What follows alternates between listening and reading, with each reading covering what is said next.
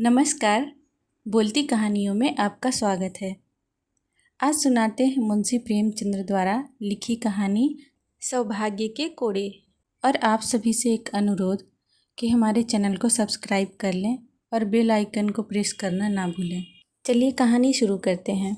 लड़के क्या अमीर के हों क्या गरीब के, विनोदशील हुआ ही करते हैं। उनकी चंचलता बहुधा उनकी दशा और स्थिति की परवाह नहीं करती। नथुआ के माँ बाप दोनों मर चुके थे। अनाथों की भांति वह राय भोलानाथ के द्वार पर पड़ा रहता था। राय साहब दयाशील पुरुष थे। कभी कभी एक आधा पैसा दे देते। खाने को भी घर में इतना जूठा बचता था कि ऐसे ऐसे कई अनाथ अफर सकते थे। पहनने को भी उनके लड़कों के उतारे मिल जाते थे। इसीलिए नथुआ अनाथ होने पर भी दुखी नहीं था। राय साहब ने उसे एक ईसाई के पंजे से छुड़ाया था। इन्हें उसकी परवाह ना हुई कि मिशन में उसकी शिक्षा होगी, आराम से रहेगा। उन्हें यह मंजूर था कि वह हिंदू रहे।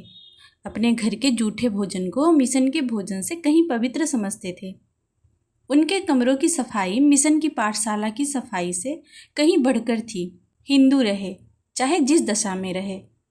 ईसाई हुआ तो फिर सदा के लिए हाथ से निकल गया। नथुआ को बस राय साहब के बंगले में झाड़ू लगा देने के सिवाय और कोई काम ना था। भोजन करके खेलता फिरता था। कर्मानुसार ही उसकी वर्ण व्यवस्था भी हो गई। घर के अन्य नौकर चाकर उसे भंगी कहते थे और नथुआ को इसमें कोई ऐतराज ना होता था। नाम का स्थिति पर क्या असर पड़ सकता है, इसकी उस गरीब को कुछ खबर ना थी। भंगी बनने में कुछ हानि भी ना थी। उसे झाड़ू देते समय कभी पड़े पैसे मिल जाते, कभी कोई और चीज़। इससे वह सिगरेट लिया करता था। नौकरों के साथ उठने बैठने से उसे बचपन ही में तंबाकू और सिगरेट और पान का चस्का पड़ गया। राय साहब के घर में यूँ तो बालकों और बालिकाओं की कमी ना थी। दर्जनों भांजे और भतीजे पड़े रहते थे, पर उनकी निज की संतान केवल एक पुत्री थी जिसका नाम रत्ना था। रत्ना को पढ़ाने को 2 मास्टर थे। एक मेम साहब अंग्रेजी पढ़ाने आया करती थी। राय साहब की यह हार्दिक अभिलाषा थी कि रत्ना सर्वगुण आगरी हो और जिस घर में जाए उसकी लक्ष्मी बने। वह उसे अन्य बालकों के साथ न रहने देते थे। उसके लिए अपने बंगले में 2 कमरे अलग कर दिए थे, एक पढ़ने के लिए, दूसरा सोने के लिए। लोग कहते हैं लाड प्यार से बच्चे जिद्दी और शरीर हो जाते हैं। रत्ना इतने लाड प्यार पर भी बड़ी सुशील बालिका थी। किसी नौकर को रे न पुकारती, किसी भिखारी तक को न दुत्कारती। नथुआ को पैसे मिठाइयाँ दे दिया करती थी। कभी कभी उससे बातें भी किया करती थी। इससे वह लौंडा उसके मुंह लग गया था। एक दिन नथुआ रत्ना के सोने के कमरे में झाड़ू लगा रहा था। रत्ना दूसरे कमरे में मेम साहब से अंग्रेजी पढ़ रही थी। नथुआ की सामत जो आई तो झाड़ू लगाते लगाते उसके मन में यह इच्छा हुई कि रत्ना के पलंग पर सोऊं। कैसी उजली चादर बिछी हुई है, गद्दा कितना नरम और मोटा है, कैसा सुंदर दुसाला है। रत्ना इस गद्दे पर कितने आराम से सोती है, जैसे चिड़िया के बच्चे घोंसले में। तभी तो रत्ना के हाथ पैर इतने गोरे और कोमल हैं। मालूम होता है देह में रुई भरी हुई है। यहाँ कौन देखता है, यह सोचकर उसने पैर फर्श से पोंछे और चटपट पलंग पर आकर लेट गया और दुसाला ओढ़ लिया। गर्व और आनंद से उसका हृदय पुलकित हो गया। वह मारे खुशी के 2-3 बार पलंग पर उछल पड़ा। उसे ऐसा मालूम हो रहा था मानो मैं रुई में लेटा हूँ। जिधर करवट लेता था देह अंगुल भर नीचे धंस जाती थी। वह स्वर्गीय सुख मुझे कहाँ नसीब। मुझे भगवान ने राय साहब का बेटा क्यों न बनाया। सुख का अनुभव होते ही उसे अपनी दशा का वास्तविक ज्ञान हुआ और चित्त क्षुब्ध हो गया। एकाएक राय साहब किसी जरूरत से कमरे में आए तो नथुआ को रत्ना के पलंग पर लेटे देखा। मारे क्रोध के जल उठे। बोले, क्यों बेशुअर, तू यहाँ क्या कर रहा है। नथुआ ऐसे घबराया मानो नदी में पैर फिसल पड़े हों। चारपाई से कूदकर अलग खड़ा हो गया और फिर झाड़ू हाथ में ले ली। राय साहब ने फिर पूछा, यहाँ क्या कर रहा था बे। नथुआ, कुछ तो नहीं सरकार। राय साहब, अब तेरी इतनी हिम्मत हो गई कि रत्ना की चारपाई पर सोए। नमक हराम कहीं का, लाना मेरा हंटर। हंटर मंगवाकर राय साहब ने नथुआ को खूब पीटा। बेचारा हाथ जोड़ता था, पैरों पड़ता था, मगर राय साहब का क्रोध शांत होने का नाम न लेता था। सब नौकर जमा हो गए और नथुआ के जले पर नमक छिड़कने लगे। राय साहब का क्रोध और भी बढ़ा। हंटर हाथ से फेंककर ठोकरों से मारने लगे। रत्ना ने यह रोना सुना तो दौड़ी हुई आई और समाचार सुनकर बोली, दादाजी बेचारा मर जाएगा, अब इस पर दया कीजिए। राय साहब, मर जाएगा? उठवाकर फेंकवा दूंगा, इस बदमाशी का मजा तो मिल जाएगा। रत्ना, मेरी ही चारपाई थी ना, मैं उसे क्षमा करती हूँ। राय साहब, जरा देखो तो अपनी चारपाई की गत, पाजी के बदन की मैल भर गई होगी, भला इसे क्या सूझी? क्यों बे, तुझे सूझी क्या? यह कहकर राय साहब फिर लपके, मगर नथुआ आकर रत्ना के पीछे दुबक गया। इसके सिवा और कहीं शरण ना थी। रत्ना ने रोक कर कहा, दादाजी मेरे कहने से अब इसका अपराध क्षमा कीजिए। राय साहब, क्या कहती हो रत्ना, ऐसे अपराधी कहीं क्षमा किए जाते हैं? खैर तुम्हारे कहने पर छोड़ देता हूँ, नहीं तो आज जान लेकर छोड़ता। सुन बे नथुआ, अपना भला चाहता है तो फिर यहाँ ना आना, इसी दम निकल जा। सुअर नालायक। नथुआ प्राण छोड़कर भागा, पीछे फिरकर न देखा। सड़क पर पहुंचकर वह खड़ा हो गया। यहाँ राय साहब उसका कुछ नहीं कर सकते थे। यहाँ सब लोग उनकी मुंह देखी तो ना कहेंगे, कोई तो कहेगा कि लड़का था, भूल ही हो गई, तो क्या प्राण ले लीजिएगा? यहाँ मारे तो देखूं, गाली देकर भागूंगा, फिर कौन मुझे पा सकता है? इस विचार से उसकी हिम्मत बंधी। बंगले की तरफ मुंह करके जोर से बोला, यहाँ आओ तो देखें, और फिर भागा कि कहीं राय साहब ने सुन न लिया हो। नथुआ थोड़ी ही दूर गया था कि रत्ना की मेम साहिबा अपने टमटम पर सवार आती हुई दिखाई दी। उसने समझा शायद मुझे पकड़ने आ रही हैं, फिर भागा, किंतु जब पैरों में दौड़ने की शक्ति ना रही तो खड़ा हो गया। उसके मन ने कहा, वह मेरा क्या कर लेंगी, मैंने उनका कुछ बिगाड़ा है? एक क्षण में मेम साहिबा आ पहुंची और टमटम रोककर बोली, नाथू, कहाँ जा रहे हो? नथुआ, कहीं नहीं। मेम, राय साहब के यहाँ फिर जाएगा तो वह मारेंगे, क्यों नहीं मेरे साथ चलता, मिशन में आराम से रहना, आदमी हो जाएगा। नथुआ, किरस्तान तो न बनाओगी? मेम, किरस्तान क्या भंगी से भी बुरा है, पागल। नथुआ, ना भैया, किरस्तान न बनूंगा। मेम, तेरा जी चाहे ना बनना, कोई ज़बरदस्ती थोड़े ही बना देगा। नथुआ थोड़ी देर तक टमटम के साथ चला, पर उसके मन में संशय बना हुआ था। सहसा वह रुक गया।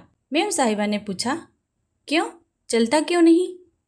नथुआ, मैंने सुना है मिशन में जो कोई जाता है किरस्तान हो जाता है, मैं न जाऊंगा, आप झांसा देती हैं। मेम, अरे पागल, वहाँ तुझे पढ़ाया जाएगा, किसी की चाकरी न करनी पड़ेगी, शाम को खेलने को छुट्टी मिलेगी, कोट पतलून पहनने को मिलेगी, चल के 2-4 दिन देख तो ले। नथुआ ने इस प्रलोभन का उत्तर न दिया, एक गली से होकर भागा। जब टमटम दूर निकल गया तो निश्चिंत होकर सोचने लगा, जाऊं, कहीं कोई सिपाही पकड़कर थाने न ले जाए, मेरी बिरादरी के लोग तो वहाँ रहते हैं, क्या वह मुझे अपने घर रखेंगे? कौन बैठकर खाऊंगा, काम तो करूंगा, बस किसी को पीठ पर रहना चाहिए। आज कोई मेरी पीठ पर होता तो मजाल थी कि राय साहब मुझे यूँ मारते, सारी बिरादरी जमा हो जाती, घेर लेती, घर की सफाई बंद हो जाती, कोई द्वार पर झाड़ू तक न लगाता, सारी राय साहबी निकल जाती। यह निश्चय करके वह घूमता फिरता भंगियों के मोहल्ले में पहुंचा। शाम हो गई थी। कई भंगी एक पेड़ के नीचे चटाइयों पर बैठे शहनाई और तबला बजा रहे थे। वह नित्य इसका अभ्यास करते थे, यह उनकी जीविका थी।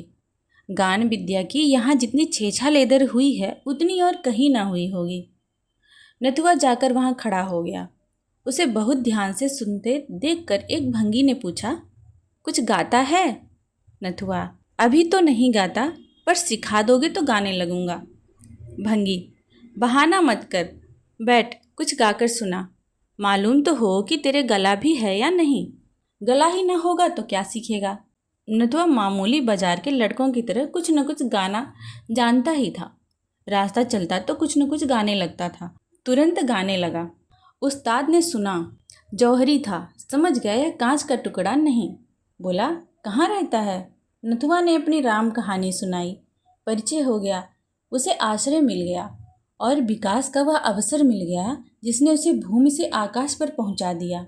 3 साल उड़ गए। नथुआ के गाने की सारे शहर में धूम मच गई और वह केवल एक गुणी नहीं सर्वगुणी था। गाना, शहनाई बजाना, पखावज, सारंगी, तंबूजा, सितार सभी कलाओं में दक्ष हो गया। उस्तादों को भी उसकी चमत्कारिक बुद्धि पर आश्चर्य होता था। ऐसा मालूम होता था कि उसने पहले ही पढ़ी हुई विद्या दोहरा ली है। लोग 10-10 सालों तक सितार बजाना सीखते रहते हैं और नहीं आता। नथुआ को 1 महीने में उसके तारों का ज्ञान हो गया। ऐसे कितने ही रत्न पड़े हुए हैं जो किसी पारखी से भेंट न होने के कारण मिट्टी में मिल जाते हैं। संयोग से इन्हीं दिनों ग्वालियर में एक संगीत सम्मेलन हुआ। देश देशांतरों से संगीत के आचार्य निमंत्रित हुए। उस्ताद घूरे को भी न्योता मिला। नथुआ इन्हीं का शिष्य था। उस्ताद ग्वालियर चले तो नाथू को भी साथ लेते गए। 1 सप्ताह तक ग्वालियर में बड़ी धूमधाम रही। नाथूराम ने वहाँ खूब नाम कमाया। उसे सोने का तमगा इनाम मिला। ग्वालियर के संगीत विद्यालय के अध्यक्ष ने उस्ताद घूरे से आग्रह किया कि नाथूराम को संगीत विद्यालय में दाखिल करा दो। यहाँ संगीत के साथ उसकी शिक्षा भी हो जाएगी। घूरे को मानना पड़ा। नाथूराम भी राजी हो गया। नाथूराम ने 5 वर्षों में विद्यालय की सर्वोच्च उपाधि प्राप्त कर ली। इसके साथ साथ भाषा, गणित और विज्ञान में उसकी बुद्धि ने अपनी प्रखरता का परिचय दिया। अब वह समाज का भूषण था। कोई उससे ना पूछता था कि कौन जाति हो। उसका रहन सहन, तौर तरीका अब गायकों का सा नहीं, शिक्षित समुदाय का सा था। अपने सम्मान की रक्षा के लिए वह ऊंचे वर्ण वालों का सा आचरण रखने लगा। मदिरा मांस त्याग दिया। नियमित रूप से संध्योपासना करने लगा। कोई कुलीन ब्राह्मण भी इतना आचार विचार न करता होगा। नाथूराम तो पहले ही उसका नाम हो चुका था। अब उसका कुछ और सुसंस्कार हुआ। वह नार आचार्य मशहूर हो गया। साधारणतः लोग आचार्य ही कहा करते थे। राज दरबार से उसे अच्छा वेतन मिलने लगा। 18 वर्ष की आयु में इतनी ख्याति बिरले ही किसी गुणी को नसीब होती। लेकिन ख्याति प्रेम वह प्यास है जो कभी नहीं बुझती। वह अगस्त्य ऋषि की भांति सागर को पीकर भी शांत नहीं होती। महाशय आचार्य ने यूरोप को प्रस्थान किया। वह पाश्चात्य संगीत पर भी अधिकृत होना चाहते थे। जर्मनी के सबसे बड़े संगीत विद्यालय में दाखिल हो गए और 5 वर्षों से निरंतर परिश्रम और उद्योग के बाद आचार्य की पदवी लेकर इटली की सैर करते हुए ग्वालियर लौट आए। और उसके 1 ही सप्ताह के बाद मदन कंपनी ने उन्हें 3000 रुपये मासिक वेतन पर अपनी शाखाओं का निरीक्षण नियुक्त किया। वह यूरोप जाने के पहले ही हजारों रुपए जमा कर चुके थे। यूरोप में भी ओपेराओं और नाट्यशालाओं में उनकी खूब आवभगत हुई। कभी कभी एक दिन में इतनी आमदनी हो जाती थी जितनी यहाँ के बड़े से बड़े गवैयों को बरसों में भी नहीं होती। लखनऊ से विशेष प्रेम होने के कारण उन्होंने वहीं निवास करने का निश्चय किया। आचार्य महाशय लखनऊ पहुँचे तो उनका चित्त गदगद हो गया। यहीं उनका बचपन बीता था। यहीं एक दिन वह अनाथ थे। यहीं गलियों में कनकौवे लूटते फिरते थे। यहीं बाजारों में पैसे मांगते फिरते थे। आह, यही उन पर हंटरों की मार पड़ी थी जिसके निशान अब तक बने थे। अब वह दाग उन्हें सौभाग्य की रेखाओं से भी प्रिय लगते। यथार्थ में यह कोड़े की मार उनके लिए शिव का वरदान थी। राय साहब के प्रति अब उनके दिल में क्रोध या प्रतिकार का लेश मात्र भी न था। उनकी बुराइयां भूल गई थी, भलाइयां याद रह गई थी और रत्ना तो उन्हें दया और वात्सल्य की मूर्ति सी याद आती। विपत्ति पुराने घावों को बढ़ाती है, संपत्ति उन्हें भर देती है। गाड़ी से उतरे तो छाती धधक रही थी। 10 वर्ष का बालक 23 वर्ष का जवान शिक्षित भद्र युवक हो गया था। उसकी माँ भी उसे देखकर न कह सकती थी कि यही मेरा नथुआ है। लेकिन उनकी काया पलट की अपेक्षा नगर की काया पलट और भी विस्मयकारी थी। यह लखनऊ नहीं, कोई दूसरा ही नगर था। स्टेशन से बाहर निकलते ही देखा कि शहर के कितने ही छोटे बड़े आदमी उनका स्वागत करने को खड़े हैं। उनमें एक युवती रमणी थी जो रत्ना से बहुत मिलती थी। लोगों ने उससे हाथ मिलाया और रत्ना ने उनके गले में फूलों का हार डाल दिया। यह विदेश में भारत का नाम रोशन करने का पुरस्कार था। आचार्य के पैर डगमगाने लगे। ऐसा जान पड़ता था अब नहीं खड़े रह सकते। यह वही रत्ना है भोली भाली बालिका ने सौंदर्य, लज्जा, गर्व और विनय की देवी का रूप धारण कर लिया है। उनकी हिम्मत ना पड़ी कि रत्ना की तरफ सीधी आंखों देख सकें। लोगों से हाथ मिलाने के बाद वह उस बंगले में आए जो उनके लिए पहले ही से सजाया गया था। उसको देखकर वो चौंक पड़े। यह वही बंगला था जहाँ रत्ना के साथ वह खेलते थे। सामान भी वही था, तस्वीरें भी वही, कुर्सियाँ और मेजें वही, शीशे के आलात वही, यहाँ तक कि फर्श भी वही था। उसके अंदर कदम रखते हुए आचार्य महाशय के हृदय में कुछ वही भाव जागृत हो रहे थे जो किसी देवता के मंदिर में जाकर धर्मपरायण हिंदू के हृदय में होते हैं। वह रत्ना के शयनागार में पहुँचे तो उनके हृदय में ऐसी ऐंठन हुई कि आंसू बहने लगे। यह वही पलंग है, वही बिस्तर और वही फर्श। उन्होंने अधीर होकर पूछा, यह किसका बंगला है? कंपनी का मैनेजर साथ था। बोला, एक राय भोलानाथ हैं, उन्हीं का है। आचार्य, राय साहब कहाँ चले गए? मैनेजर, खुदा जाने कहाँ चले गए। यह बंगला कर्ज की इल्लत में नीलाम हो रहा था। मैंने देखा हमारे थिएटर से करीब है। अधिकारियों से खतों किताबत की और इसे कंपनी के नाम खरीद लिया। 40,000 में यह बंगला सामान समेत लिया गया है। आचार्य, मुफ्त मिल गया। तुम्हें राय साहब की कुछ खबर नहीं? मैनेजर, सुना था कि कहीं तीर्थ करने गए थे, खुदा जाने लौटे या नहीं। आचार्य महाशय जब शाम को सावधान होकर बैठे तो एक आदमी से पूछा, क्यों जी, उस्ताद घूरे का भी हाल जानते हो? उनका नाम बहुत सुना है। आदमी ने सकरुण भाव से कहा, खुदाबंद, उनका हाल न पूछिए। शराब पीकर घर आ रहे थे, रास्ते में बेहोश होकर सड़क पर गिर पड़े। उधर से एक मोटर लारी आ रही थी, ड्राइवर ने देखा नहीं, लारी उनके ऊपर से निकल गई। सुबह को लाश मिली। खुदाबंद अपने फन में एक था, अब उसकी मौत से लखनऊ वीरान हो गया। अब ऐसा कोई नहीं रहा जिस पर लखनऊ को घमंड हो। नथुआ नाम के एक लड़के को उन्होंने कुछ सिखाया था और उससे हम लोगों की उम्मीद थी कि उस्ताद का नाम जिंदा रखेगा, पर वह यहाँ से ग्वालियर चला गया, फिर पता नहीं कहाँ गया। आचार्य महाशय के प्राण सूखे जाते थे कि अब बात खुली, अब खुली। दम रुका हुआ था, जैसे कोई तलवार लिए सर पर खड़ा हो। बारे कुशल हुई, घड़ा चोट खाकर भी बच गया। आचार्य महाशय उस घर में रहते थे, किंतु उसी तरह जैसे कोई नई बहू अपने ससुराल में रहे। उनके हृदय से पुराने संस्कार न मिटते थे। उनकी आत्मा इस यथार्थ को स्वीकार न करती थी कि यह मेरा घर है। वह जोर से हंसते तो सहसा चौंक पड़ते। मित्रगण आकर शोर मचाते तो उन्हें एक अज्ञात शंका होती थी। लिखने पढ़ने के कमरे में शायद वह सोते तो उन्हें रात भर नींद न आती। यह ख्याल दिल में जमा हुआ था कि यह पढ़ने लिखने का कमरा है। बहुत अच्छा होने पर भी वह पुराने सामान को बदल न सकते थे। और रत्ना के शयनागार को तो उन्होंने फिर कभी नहीं खोला। वह ज्यों का त्यों बंद पड़ा रहता था। उनके अंदर जाते हुए उनके पैर थरथराने लगते थे। उस पलंग पर सोने का ध्यान ही उन्हें नहीं आया। लखनऊ में कई बार उन्होंने विश्वविद्यालय में अपने संगीत नैपुण्य का चमत्कार दिखाया। किसी राजा रईस के घर अब वह गाने न जाते थे, चाहे कोई उन्हें लाखों रुपए ही क्यों न दे।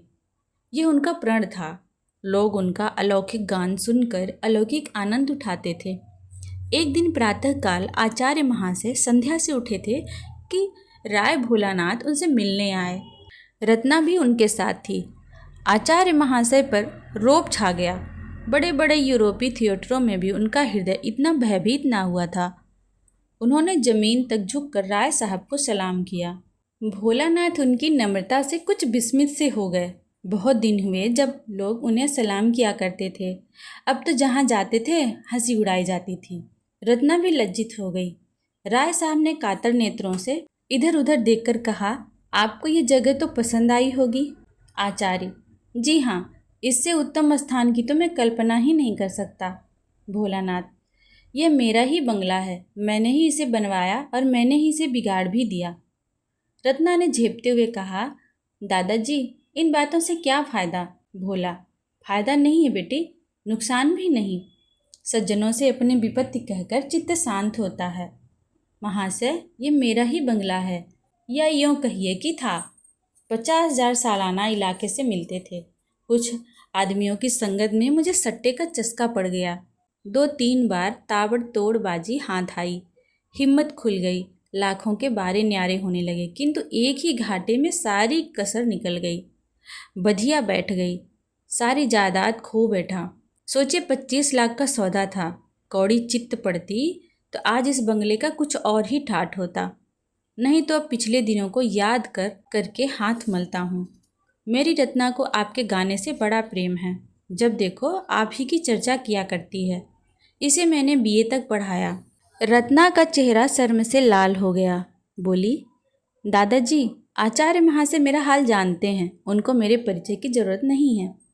महाशय क्षमा कीजिएगा, पिताजी उस घाटे के कारण कुछ अव्यवस्थित चित्त से हो गए हैं। वह आपसे ये प्रार्थना करने आए हैं कि यदि आपको कोई आपत्ति ना हो तो वह कभी कभी इस बंगले को देखने आया करें। इससे उनके आंसू पूछ जाएंगे। उन्हें इस विचार से संतोष होगा कि मेरा कोई मित्र इसका स्वामी है। बस यही कहने के लिए यह आपकी सेवा में आए हैं। आचार्य ने विनयपूर्ण शब्दों में कहा, इसके पूछने की जरूरत नहीं है, घर आपका है। जिस वक्त जी चाहे शौक से आए, बल्कि आपकी इच्छा हो तो आप इसमें रह सकते हैं। मैं अपने लिए कोई दूसरा स्थान ठीक कर लूँगा। राय साहब ने धन्यवाद दिया और चले गए। वह दूसरे तीसरे यहाँ ज़रूर आते और घंटों बैठे रहते। रत्ना भी उनके साथ अवश्य आती। फिर कुछ दिन बाद प्रतिदिन आने लगे। एक दिन उन्होंने आचार्य महाशय को एकांत में ले जाकर पूछा, क्षमा कीजिएगा, आप अपने बाल बच्चों को क्यों नहीं बुला लेते? अकेले तो आपको बहुत कष्ट होता होगा। आचार्य, मेरा तो भी विवाह नहीं हुआ है और न करना चाहता हूँ। यह कहते ही आचार्य महाशय ने आंखें नीची कर ली। भोलानाथ, यह क्यों? विवाह से आपको क्यों द्वेष है?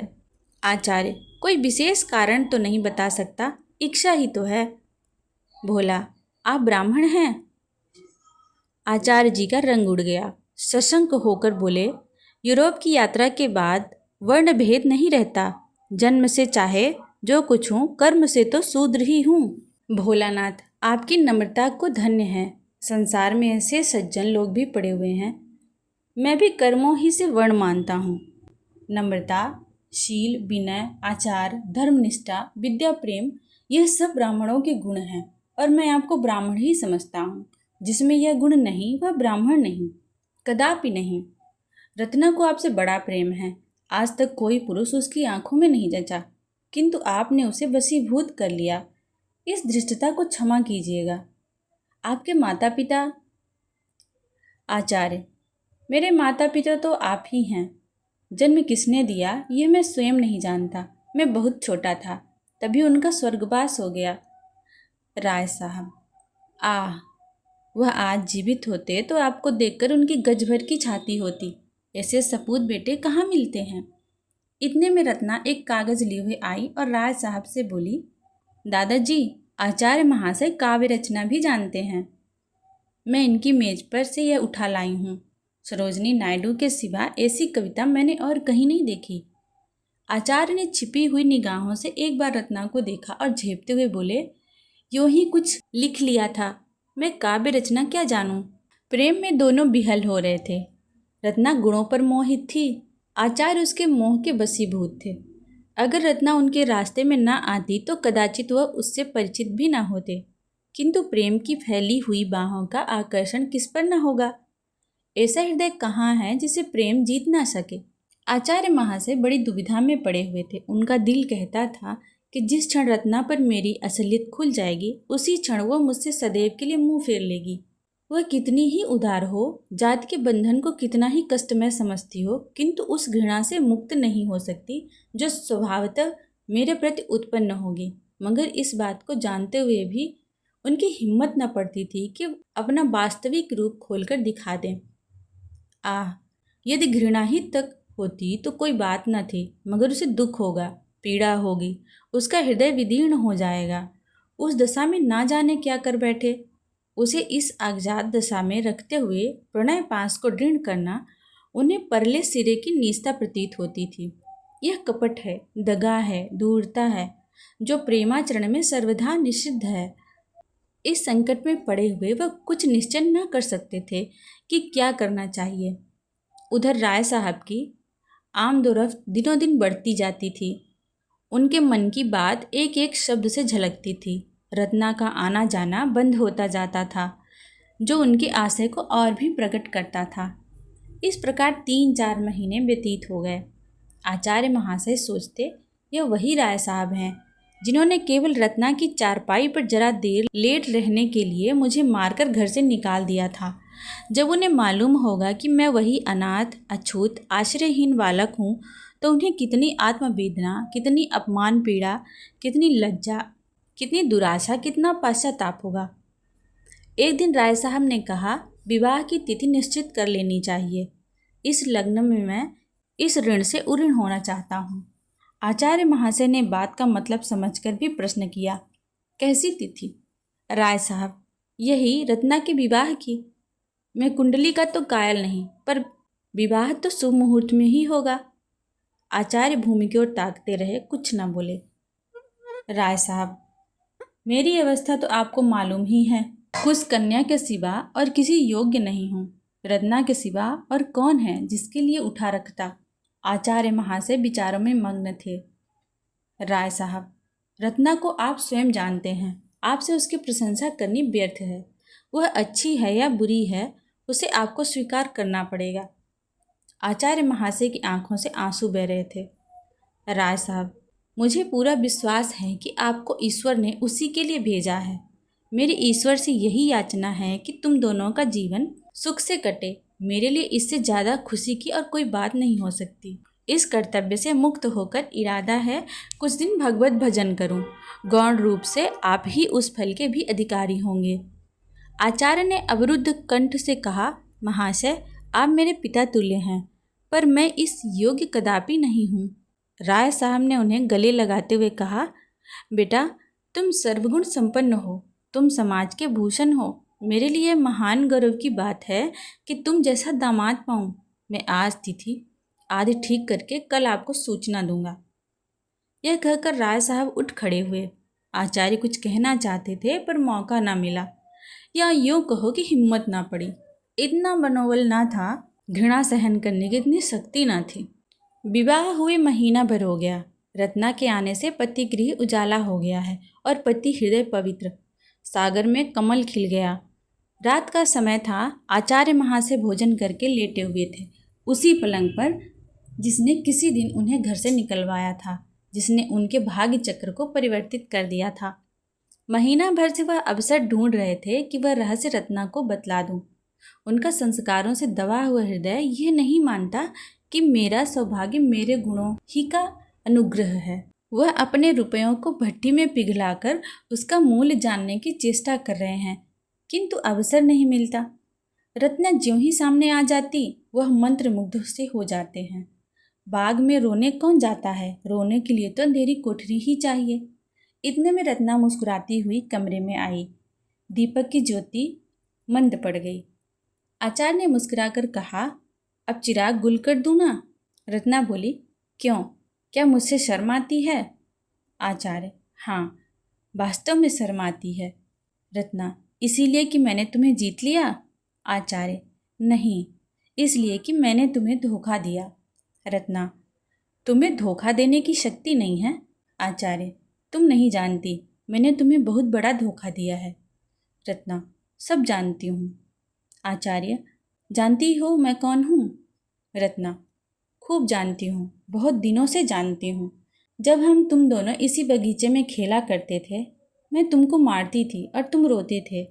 मैं तुमको अपनी जूठी मिठाइयाँ देती थी और तुम दौड़ कर लेते थे। तब भी मुझे तुमसे प्रेम था। हाँ, वह दया के रूप में व्यक्त होता था। आचार्य ने चकित होकर कहा, रत्ना, यह जानकर भी तुमने? रत्ना, हाँ, जानकर ही, न जानती तो शायद न करती। आचार्य, यह वही चारपाई है। रत्ना, और मैं खाते में। आचार्य ने उसे गले लगाकर कहा, तुम क्षमा की देवी हो। रत्ना ने उत्तर दिया, मैं तुम्हारी चेरी हूँ। आचार्य, राय साहब भी जानते हैं? रत्ना, नहीं, उन्हें नहीं मालूम है। उनसे भूल कर भी ना कहना, नहीं तो वह आत्मघात कर लेंगे। आचार्य, वह कोड़े अभी तक याद हैं। रत्ना, अब पिताजी के पास उसका प्रायश्चित करने के लिए कुछ नहीं रह गया। क्या अब भी तुम्हें संतोष नहीं हुआ? कहानी को अंत तक सुनने के लिए आप सबका धन्यवाद।